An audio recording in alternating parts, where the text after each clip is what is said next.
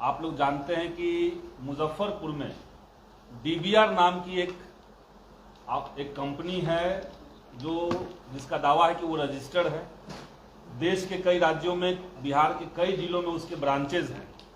और पिछले दिनों जो वहां पे एक सनसनीखेज मामला सामने आया, रोंगटे खड़ा कर देने वाला जो मामला सामने आया कि डीबीआर कंपनी की एक महिला ने एफआईआर में लिखवाया है, कंप्लेन जो किया है कि 200 से ज्यादा महिलाओं के साथ लंबे समय से वहां पे यौन उत्पीड़न की घटनाएं हो रही है। बुरी तरीके से महिलाओं को, लड़कियों को पीटा जाता है और उनके साथ गलत व्यवहार होता है, और ये बहुत समय से चल रहा है। आप लोग जानते हैं कि पहले भी बालिका गृह कांड मुजफ्फरपुर में हुआ था, और डीबीआर कंपनी का जो मामला जब सामने आया तो भाकपा माले का एक जांच दल, जिसमें मैं था, हमारी एमएलसी शशि यादव जी थी, मुजफ्फरपुर के भाकपा माले के जिला सचिव कॉमरेड कृष्ण मोहन जी थे, वहां पे सूरज सिंह जो हैं, माले के नेता हैं, इंसाफ मंच के लीडर हैं, और भाकपा माले के कई सारे वहां पे नेता और कार्यकर्ता हम लोग पहुंचे थे। हम लोग जब शिनाख्त करने पहुंचे तो जिस घर में वो लोग रह रहे थे वहां पे हम लोग गए। हमने देखा कि वहां पे अभी भी पुलिस ने उसको सील नहीं किया, वो बिल्डिंग अभी भी सील नहीं है। उसके अंदर अभी भी छोटे बच्चे, 12 साल, 14 साल, 16 साल के बच्चे रह रहे थे, जिनको अलग अलग राज्यों से लाया गया था। उनसे हम लोग जब बात किए तो उन्होंने कहा कि हमें 2 दिन पहले, किसी ने कहा कि हमें 7 दिन पहले यहाँ पे लाया गया है। हालांकि वो झूठ भी बोल सकते हैं, लेकिन वहां पे बाल श्रम का काम तब भी चल रहा था। जो वहां पे सारे कमरे थे उसको कंपनी ने लिया था, रेंट आउट किया था।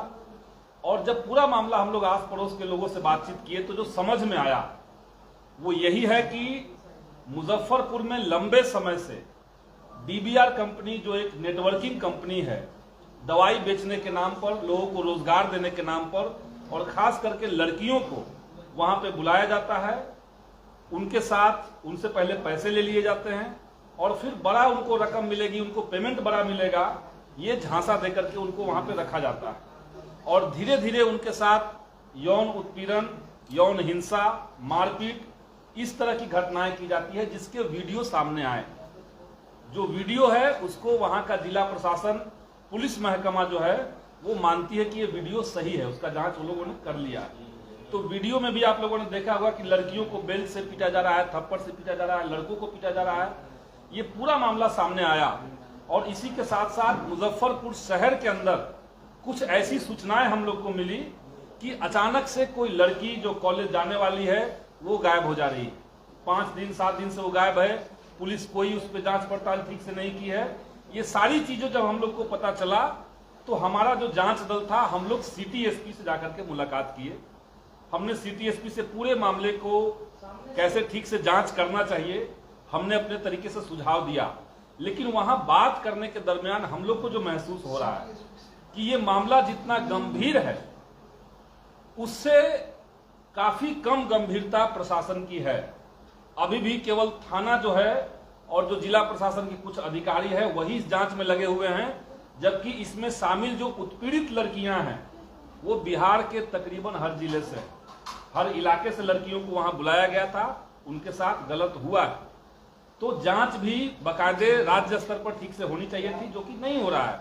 और जो सबसे दुर्भाग्यपूर्ण हम लोग को समझ में आ रहा है कि जब कंप्लेनेंट, जिसने शिकायत किया, वो जब पहली बार अपनी शिकायत को लेकर के कि हमारे साथ बलात्कार हुआ है, 3 बार हमारा एबॉर्शन हुआ है, हमारे साथ मारपीट हुई है, जब ये शिकायत लेकर के वो स्थानीय थाना में जाती है तो थाना प्रभारी ने साफ इनकार कर दिया कि हम केस दर्ज नहीं करेंगे। उसके बाद उस महिला को कोर्ट में जाना पड़ता है। कोर्ट में 2 बार जब जाती है तब जाकर के पुलिस इसको संज्ञान में लेता है। ये साफ साफ दिखाता है कि कहीं ना कहीं जो स्थानीय प्रशासन है उनकी मिलीभगत है, और जो रैकेट इतना बड़ा है जिसमें 200 के आसपास मामला आ रहा है सामने, जांच के बाद स्पष्ट होगा 200 से ज्यादा महिलाओं के साथ यौन उत्पीड़न की घटना है। तो कहीं न कहीं इसका कोई न कोई ऊपर से राजनीतिक संरक्षण भी प्राप्त है। हमने ये साफ कहा है कि इसमें कोई लीपापोती नहीं होना चाहिए। जिला प्रशासन अभी तक इस पूरे मामले को केवल एक लड़की के कंप्लेन तक सीमित रख के और उस मामले में भी प्रेम प्रसंग ढूंढने की कोशिश कर रही है।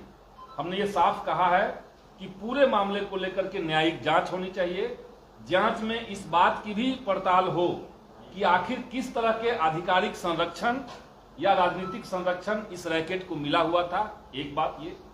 दूसरी बात कि जो कंप्लेनेंट हैं और जो विक्टिम हैं, जो उत्पीड़ित महिलाएं हैं, उनको समुचित न्याय मिले, उनको संरक्षण मिले, सरकार की तरफ से उनको मुआवजा दिया जाए, उनके पुनर्वास की गारंटी की जाए और जांच के दौरान जो लोग भी पाए जाते हैं उसके ऊपर कड़ी से कड़ी कार्रवाई हो। दल की इसमें संलिप्तता पाई गई है कि वो कौन लोग हैं जो इसमें शामिल हैं?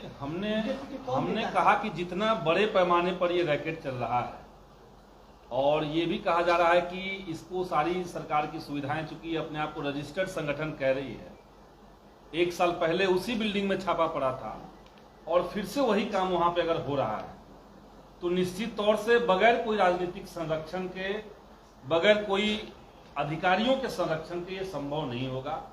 इसलिए जब हम लोग न्यायिक जांच की बात कह रहे हैं तो हम ये भी कह रहे हैं कि न्यायिक जांच कुछ बिंदु, सीमित बिंदुओं पर न हो, बल्कि इस बात पर भी हो कि उनका कोई राजनीतिक संरक्षण, सत्ता का संरक्षण प्राप्त था कि नहीं था। ये हम लोग मांग कर रहे हैं, ये जांच का विषय है। मैम ने बोला है कि बीजेपी के नेता का हाथ है उसमें। आखिर कौन? हम लोग की जो जांच की टीम गई तो स्थानीय लोगों ने जो कहा उसको, मैम ने ये भी कहा कि उसको हम लोग ये नहीं करते हैं, प्रमाणित नहीं करते हैं, लेकिन ये जांच में जब स्पष्ट आएगा तो उसका खुलासा भी होगा और उस पर कार्रवाई की भी बात होगी, संघर्ष भी होगा।